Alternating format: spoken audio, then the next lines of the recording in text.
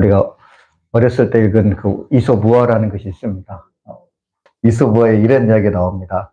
호수에 개구리들이 살았습니다. 이 개구리들이 제우스 신에게 이제 왕을 세워달라고 요구를 했습니다. 그래서 이제 제우스에게 구하는 거죠. 우리에게 왕을 주십시오. 라고 이렇게 이야기를 합니다. 그때 제우스가 이 개구리들에게 막대기를 하나를 던져줍니다. 자, 여기 너희들 왕이 있다. 이렇게 이야기를 합니다. 처음에는 이제 막대기가 왕인 줄 알고 좋아했습니다. 그런데 시간이 지나다 보니까 막대기가 아무것도 아니잖아요. 그래서 제우스를 다시 찾아갔습니다. 이거 말고 생동감 있는 왕을 우리에게 주십시오. 생명 있는 왕을 달라고 이렇게 요구를 했습니다. 그랬더니 제우스가 그들에게 개구리 한 마리를 던져 주었습니다. 자, 이것이 너희의 왕이다. 이렇게 이야기를 했습니다. 그랬더니 이제 개구리들이 이제 제우스에게 항의를 하는 것입니다. 이자는 개구리에 불과합니다. 왕이 아닙니다. 우리보다 강한 왕, 우리를 복종시킬 수 있는 왕을 우리에게 주십시오. 라고 이렇게 요구를 했습니다. 우리보다 강한 왕, 우리를 복종시킬 수 있는 왕, 그것을 요구를 했습니다. 그랬더니 제우스가 그들의 요구를 들어줘서 그들의 왕으로 이것을 던져주었습니다. 여러분, 이것이 뭘까요? 예? 그들에게 던져준 왕은 무엇일까요? 네. 뱀을 던져주었습니다. 그랬더니, 그렇잖아요. 우리보다 강하고 우리를 복종시킬 수 있는 왕. 뱀을 던져줬더니, 처음에는 좋아했습니다. 아, 우리보다 강하다. 했는데, 나중에 호수에 있는 개구리들을 다 잡아먹고 말았다. 이야기입니다. 그렇죠? 여러분, 인간에게 왕이라는 존재, 얼마나 무섭습니까? 그렇죠?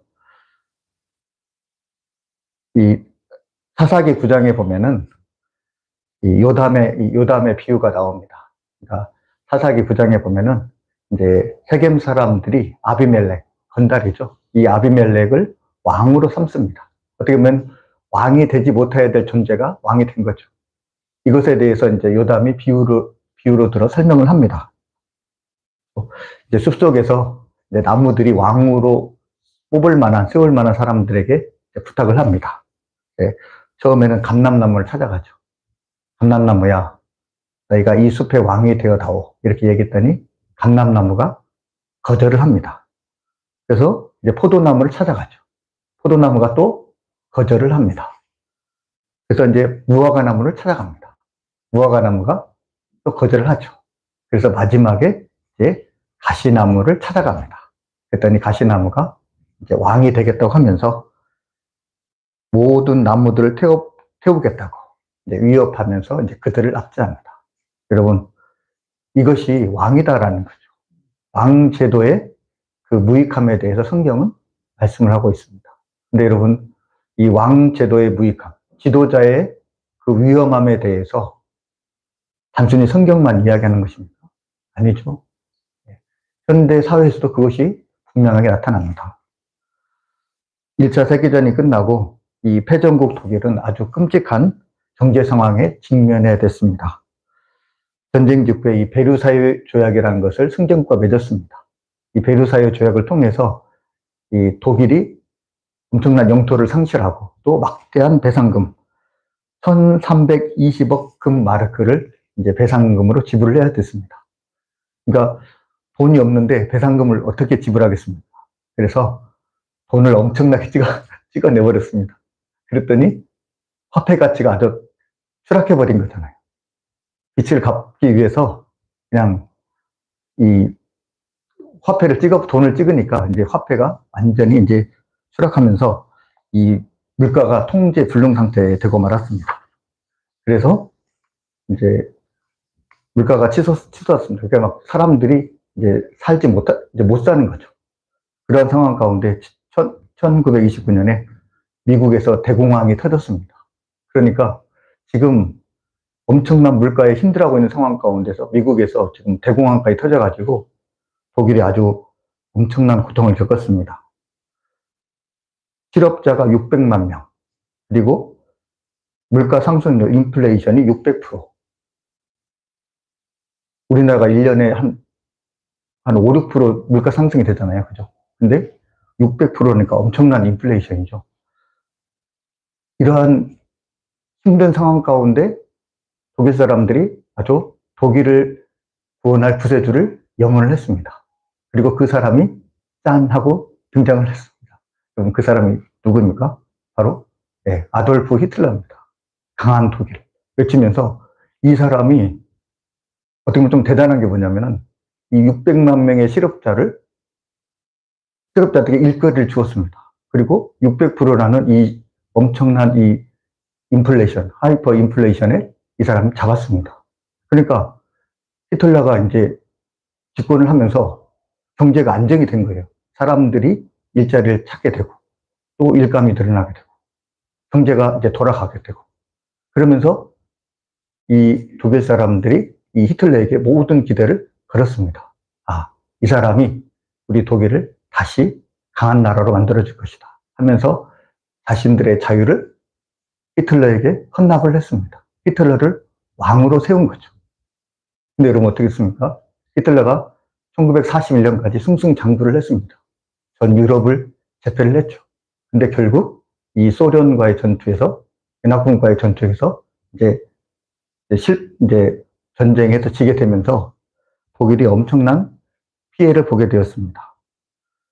2차 세계대전 당시에 540만 명에서 730만 명이라는 540만에서 최소 540만에서 최대 730만 명이라는 군인들과 민간인들이 죽게 되었습니다. 1차 세계대전의 희생자가 약 3배. 그리고 독일이 이제 완전히 잿더미가 되고 또 동독과 서독이 분할이 되고 이런 아픔을 겪어야 했습니다. 그렇죠. 어떻게 보면 사람들이 왕으로 세운 그 사람, 히틀러라는 그 사람, 잘할 것 같았지만 그러나 그는 결국 독일에게 엄청난 피해를 주는 그런 어떤 아픔을 남긴 사람이었습니다. 똑같은 여러분 실수를 지금 이스라엘 백성들이 하고 있습니다. 지금 이스라엘 백성들이 하나님께 지금 왕을 세워달라고 이야기를 하는 것입니다. 근데 실질적으로 왕을 세워달라는 이야기는 뭐냐면 하나님이 더 이상 우리의 왕이 아니다라는 이야기죠. 이런 것 때문에 하나님께서는 이스라엘 백성들의 그 어리석음을 이야기를 하는 것입니다. 그러면서 왕 제도의 폐해에 대해서 이야기를 합니다. 자, 왕이 세워지면 먼저 너희 아들들과 딸들을 빼앗아 갈 것이다. 그리고 너희의 밭, 포도원 밭, 감람원 밭, 너희들의 밭을 다 뺏어 갈 것이다. 그리고 왕이 세워지면은 너희의 소출을 다 빼앗아 갈 것이다. 그리고 나귀와 너희 종들을 다 빼앗아 갈 것이다. 그리고 너희들을 종으로 삼을 것이다. 라고 이렇게 이야기를 합니다. 그러니까 왕이라는 것은 어떻습니까? 빼앗고 빼앗는 그러한 존재다라는 거죠. 하나님께서 사무엘 선지자를 통해서 이것에 대해서 말씀을 하십니다. 그랬더니 이스라엘 백성들이 어떻습니까? 그래도 왕을 세워달라는 거죠.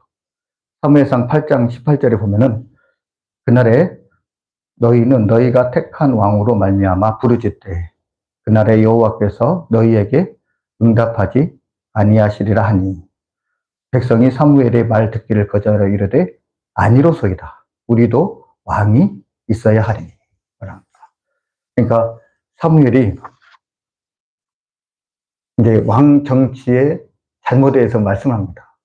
이래도 너희가 왕을 세울래? 이렇게 얘기하니까 이스라엘 백성들이 그래도 우리에게 왕이 있어야 되겠습니다. 라고 이렇게 이야기를 합니다. 그러면서 이제 사무엘이 이제 이스라엘에 이제 사울이라는 왕이 세워졌으니까 이제 정치 지도자로서 이 사사로서의 이제 일을 이제 그만두면서 이제 고별 설교를 하게 됩니다. 그러면서 사무엘상 12장 3절에 이렇게 말합니다. 내가 누구의 소를 빼앗았느냐? 누구의 나귀를 빼앗았느냐? 누구를 속였느냐? 누구를 압제하였느냐? 내 눈을 흐리게 하는 뇌물을 누구의 손에서 받았느냐? 그리하였으면 내가 그것을 너희에게 갚으리라 말씀합니다. 사무엘이 뭐라고 얘기합니까? 내가 누구의 소를 빼앗았느냐? 나귀를 빼앗았느냐? 누구를 압제했느냐, 누구를 속였느냐, 이렇게 이야기를 하는 거죠. 근데 여러분, 이 말 속에 물론 사무엘이 자기의 청명 결백함을 말하고 있지만, 그러나 이 속에 지금 하나님께서 사무엘을 통해서 지금 말씀하고 있다는 거죠. 하나님은 백성의 것을 빼앗지 않는 분이시라는 것을 지금 말씀하고 있는 것입니다. 이것은 앞에서 말한 이 왕 제도와 대조를 이루는 거죠. 왕은 어떻습니까? 빼앗고 빼앗는 존재죠. 그런데 하나님은 어떤 존재입니까? 빼앗지 않았고 빼앗지 않았고 빼앗지 않았다라는 것입니다. 이것이 극명한 대조를 이루게 됩니다. 그러면서 이 사무엘은 하나님은 이처럼 너희들을 빼앗지 않았을 뿐만 아니라 또한 너희들을 인도하신 분이다라는 것을 지금 이스라엘의 역사를 통해서 또한 말씀을 하게 됩니다. 6절에 보면 모세와 아론을 세우셔서 이스라엘 백성들을 애굽에서 인도해내셨다라는 것을 말씀합니다. 또 11절에 보면은 기드온과 바락, 입다, 사무엘과 같은 이 사사를 세워서 이스라엘 백성들을 이제 인도하셨다라는 것을 하나님께서 말씀하고 있습니다. 그러니까 왕이 아니더라도 하나님께서는 이 사사들을 세워서 이스라엘의 지도자를 세워서 하나님께서는 이스라엘 백성들을 지금 인도에 오셨다라는 거죠. 지금 그것을 상기시키고 있는 것입니다. 그런데 또 이스라엘 백성들은 여전히 왕을 요구하고 있다라는 거죠. 그런 상황 가운데서 사무엘이 이제 이스라엘 백성들에게 신신당부를 합니다. 사무엘상 12장 14절 말씀입니다. 너희가 만일 여호와를 경외하여 그를 섬기며 그의 목소리를 듣고 여호와의 명령을 거역하지 아니하며 또 너희와 너희를 다스리는 왕이 너희의 하나님 여호와를 따르면 좋겠지만은 너희가 만일 여호와의 목소리를 듣지 아니하고 여호와의 명령을 거역하면 여호와의 선이 너희의 조상들을 치신 것 같이 너희를 치실 것이요 말씀하고 있습니다. 그러니까 사무엘은 지금 이스라엘 백성들에게 하나님을 따르고 하나님께 순종하라, 왕도 순종하라라는 거죠. 왕이 뭐 특별한 존재가 아니라 왕도 이스라엘 백성들의 한 구성원으로서 하나님께서 지금 그 사역, 그 직분을 잘 감당하고 하나님을 따르고 하나님께 순종할 것을 지금 당부를 하고 있습니다. 그렇죠. 여러분, 이스라엘 백성들은 지금 눈에 보이지 않는 하나님을 믿지를 못했습니다. 그렇죠. 사람이 이것이 죄인된 본성이라 할 수가 있습니다. 눈에 보이지 않는 하나님을 믿기가 참 어렵습니다. 그래서 사람들은, 죄인들은 눈에 보이는 것을 찾습니다. 그 눈에 보이는 게 무엇입니까? 바로 우상이죠. 우상은 눈에 보이잖아요. 그러니까 눈에 보이지 않는 하나님보다 눈에 보이는 이 우상을 그들이 더 섬겼다라는 거죠. 그 대표적인 사건이 출애굽기 32장에 나타난 금송아지 우상 숭배입니다. 지금 이스라엘의 지도자 모세가 하나님의 율법을 받기 위해서 시내산에 올라갔습니다. 지금 40일 동안 보이지 않는 것입니다. 그랬더니 이스라엘 백성들의 마음은 어떻습니까? 지금 초조한 거죠. 지금 모세도 보이지 않고 우리가 지금 어떻게 되는 거지? 여기서 우리가 멸망하는 건가? 라는 두려움이 있었습니다. 그래서 아론에게 요구를 하는 거죠. 눈에 보이는 신을 만들어 달라. 해서 이제 아론이 그들의 이제 금반지를 빼어서 이제 금송아지를 만들게 됩니다. 이것이 무엇입니까? 눈에 보이지 않는 하나님을 기다리지 않는 그들의 불신앙. 이것을 나타낸다고 하겠습니다. 지금 이스라엘 백성들은 지금 눈에 보이지 않는 하나님을 믿고 의지하는 것이 지금 어렵습니다. 그래서 지금 눈에 보이는 왕, 이것도 하나의 우상이죠. 눈에 보이는 왕, 그 우상을 지금 요구를 하고 있는 것입니다. 지금 눈에 보이는 것에 지금 이스라엘 백성들이 주착을 하고 있습니다. 근데 여러분, 하나님이 참 놀라우신 분 같아요. 지금 이스라엘 백성들이 눈에 보이는 것을 요구하잖아요. 그러니까 하나님께서 자신의 존재를 이스라엘 백성들에게 눈에 보이게 나타내어 주십니다. 그게 바로 우레와 비라는 거죠. 지금 이스라엘이 지금 비가 내릴 때가 아니거든요. 근데 하나님께서 이처럼 왕을 요구하는 그들에게 우리와 비를 내리심으로 눈에 보이게 하신 거죠. 자신의 존재를 드러내 보이십니다. 그들이 이 우레와 비를 보고 놀라는 거죠. 그러면서 이 이스라엘 백성들이 이 사무엘에게 부탁을 합니다. 사무엘상 12장 20절 말씀에 보면 여호와를 다른 데서 돌아서지 말고 오직 너희의 마음을 다하여 여호와를 섬기라. 이게 당부를 하게 됩니다. 그러면서 하나님께서 왜 이스라엘 백성들을 버리시지 못하는지, 왜 하나님께서 이스라엘 백성들의 그 왕이 되실 수밖에 없는 이유를 사무엘은 이스라엘 백성들에게 말을 합니다. 그게 사무엘상 12장 22절 말씀입니다. 여호와께서 너희를 자기 백성으로 삼으신 것을 기뻐하셨으므로 여호와께서 그의 크신 이름을 위하여 자기 백성을 버리지 아니하실 것이요 말씀합니다. 그러니까 하나님께서 이스라엘 백성들을 택했다라는 것입니다. 이스라엘 백성들을 택했기 때문에 하나님께서 이스라엘 백성들을 기뻐하시고 사랑하시기 때문에 이스라엘 백성들을 버릴 수가 없다라는 거죠. 여러분, 부모가 자녀를 버릴 수가 있겠습니까? 부모가 자녀를 버릴 수가 없죠. 왜냐하면 자기가 태어났고 자기가 출산을 했고 또 자녀들 사랑하기 때문에 버릴 수 없는 거죠. 또 하나님의 그 이름, 하나님의 이름이 땅에 떨어지기 때문에 이스라엘 백성을 버리면 하나님의 이름이 땅에 떨어지기 때문에 하나님께서 자기 이름을 위해서라도 이스라엘 백성들을 버리지 못하신다라는 것입니다. 우리가 에스겔서 말씀을 오늘 보았는데 여러분, 하나님께서 세계 열방에 흩어져 있는 이스라엘 백성들을 왜 이스라엘 땅으로 다시 돌려보내셨습니까? 그것은 이스라엘 백성들이 잘하고 잘나서가 아닙니다. 하나님의 명예를 위해서, 하나님의 이름을 위해서 다시 하나님께서 그들을 이스라엘 땅으로 다시 되돌리신 거죠. 이처럼 하나님의 이름 때문에 이스라엘 백성들을 버릴 수가 없다라는 것입니다. 그럼에도 불구하고 이스라엘 백성들은 이 하나님의 약속을 믿지 못했습니다. 그러면서 이제 사무엘이 이스라엘 백성들에게 하나님의 인도하심을 받아가는 그 구체적인 방법에 대해서 말씀을 하고 있습니다.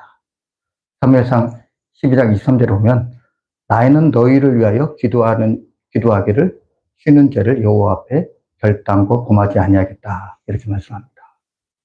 지금 하나님의 통치가 사무엘을 통해서 어떻게 나타난 바와 그가 기도하는 가운데 하나님께서 구체적으로 이스라엘 백성들을 이제 인도해 나가신다라는 것입니다.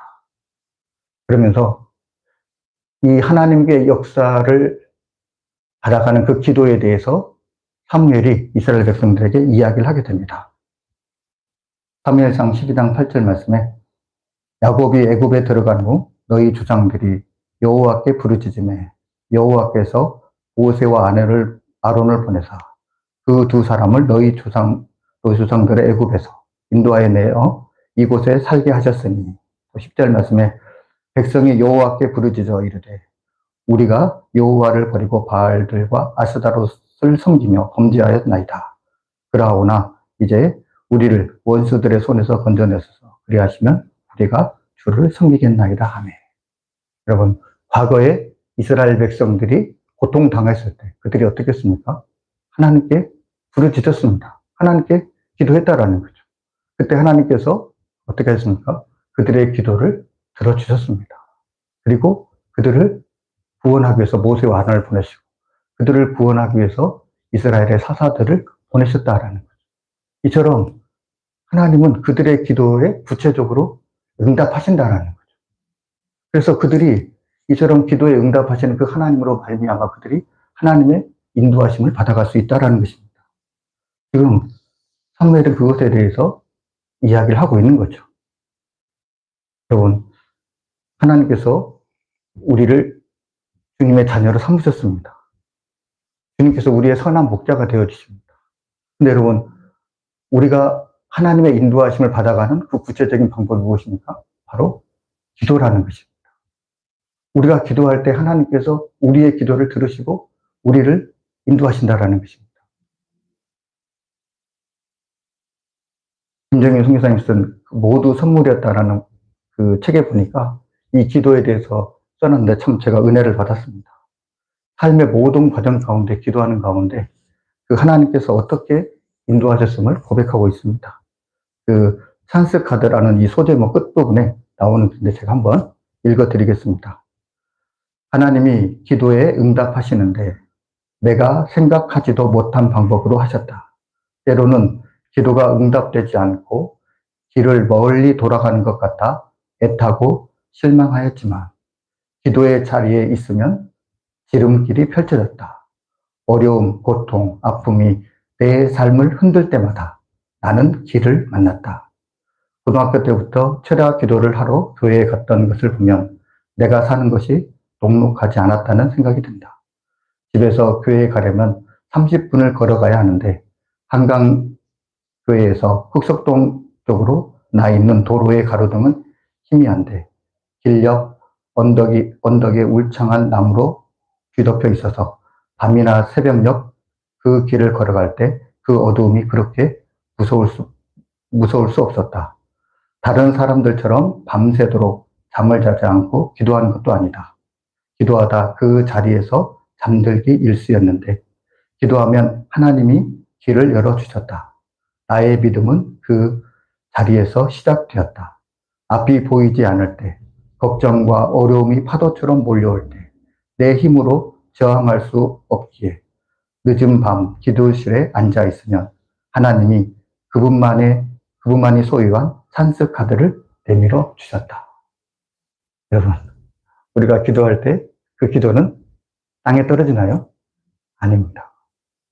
그 기도를 하나님께서 들어주신다라는 거예요. 그리고 하나님께서 그때마다 우리에게 길을 내주신다라는 것입니다. 요한복음 14장에 빌립이 예수님께 말합니다. 빌립이 예수님께 하나님을 눈으로 좀 보여달라 이렇게 요구를 합니다. 그러니까 눈에 보이지 않는 것이 답답했는 모양입니다. 그랬더니 예수님께서 빌립에게 말합니다. 나를 본 자가 아버지를 보았다. 이렇게 이야기를 합니다. 너희가 나를 믿지 못하겠거든 내가 한 일로 말미암아 믿으라 라고 말씀합니다. 그러니까 하나님을 우리가 볼 수는 없지만 그러나 우리가 하나님을 그래도 믿을 수 있는 근거가 뭐라는 거죠? 하나님께서 우리의 삶 가운데 행하신 그 일로 말미암아 우리가 하나님을 믿을 수 있다라는 거죠. 여러분, 하나님은 눈에 보이지 않았지만 그러나 우리가 하나님께 기도했을 때 하나님께서 우리의 삶 가운데 얼마나 많은 일들을 행하셨습니까? 우리 성도들은 하나님께서 행하신 그 보석 같은 그 일들로 말미암아서 하나님의 임재를 우리가 알 수 있다라는 거죠. 그리고 지금도 우리가 기도할 때 하나님께서는 그 기도를 들으시고 우리에게 일을 행하신다라는 것입니다. 네. 이스라엘 백성들은 이 기도를 들어주신 그 하나님을 믿지 못했습니다. 참으로 안타까운 일이죠. 근데 여러분, 우리가 하나님께 기도할 때마다 하나님께서는 우리의 기도를 들어주시고 우리에게 찬스 카드를 주신다라는 것입니다. 여러분, 우리의 기도를 응답하시고 우리의 기도를 들으시고 응답하시는 그 하나님께 기도함으로써 주님의 인도하심을 받아가는 저와 여러분 되시길 주님의 이름으로 축복합니다. 네. 기도하겠습니다. 사랑의 주님, 우리가 앞이 보이지 않는 캄캄한 밤에도 기도의 자리에서 하나님을 만나는 믿음의 사람이 되게 하옵소서. 주님, 우리의 힘으로 저항할 수 없는 파도가 밀려올 때 하나님의 방법으로 길을 여시는 놀라운 응답과 지름길의 은혜를 체험하게 하옵소서. 주님이 행하신 일들을 보석처럼 간직하며 오늘도 우리의 기도에 귀를 기울이시는 선한 목자이신 주님과 동행하는 복된 삶이 되게 하여 주옵소서. 예수님의 이름으로 기도하옵나이다. 아멘.